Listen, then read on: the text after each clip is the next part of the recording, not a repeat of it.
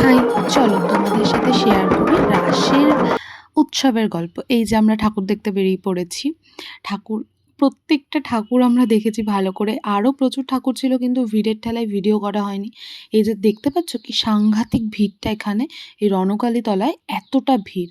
আমাদের এখানে সব ঠাকুরগুলোকে কিন্তু ওপর দিকে তাকিয়ে দেখতে হয়। এই যে রণকালী মাতা একদম লম্বা লম্বা ঠাকুর হয় প্রচুর। তোমরা যারা এখনো আসোনি তারা অবশ্যই রাসে এসো, খুব ভালো লাগবে।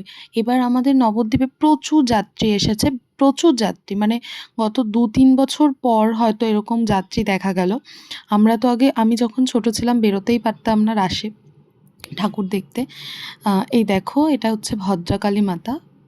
এটা পোড়ামাতলার ভদ্রকালী। আমাদের এখানে দুটো ভদ্রকালী হয়, একটা চারচারা বাজার, একটা পোড়ামাতলা। এই দুটোই দেখেছি, দুটোই দেখাবো তোমাদেরকে। এটা মহিষমর্দিনী। এই যে ভিড়টা, এর থেকেও বিশাল ভিড় হয়েছিল। সেই ভিড়ে আর ফোন বার করে যে ভিডিও তুলবো সেটাই অসম্ভব হয়ে পড়েছিল। তারপরে প্যান্ডেল দেখতে দেখতে, লোকের ভিড় দেখতে দেখতে কাত্যায়নী মাতা দেখলাম। তারপরে এখানে একটা পাশে শিব হয়েছিল, শিব পার্বতী, ওই শিবটা দেখলাম। তারপরে এটা শিব, এরপরে একটা এআই দ্বারা মানে ছবি করে প্যান্ডেল করেছিল, এই যে এইটা, সেটাও দেখলাম। তারপরে এটা চারচারা বাজার ভদ্রকালীর সাথে দেখা হলো। তারপরে রাস্তায় অনেক জায়গায় প্রসাদ দিচ্ছিল, একটু প্রসাদও নিয়ে নিয়েছিলাম। তারপরে ধীরে ধীরে আরও অনেক ঠাকুর দেখে কিছু বাইরে খাওয়া দাওয়া করে সেগুলোর আর ভিডিও নেওয়া হয়নি। চলে গেছিলাম শ্রীরামপুরে, ওখানে কেশব দে এসেছিল, লাইভ দেখে বাড়ি চলে এলাম। বাই।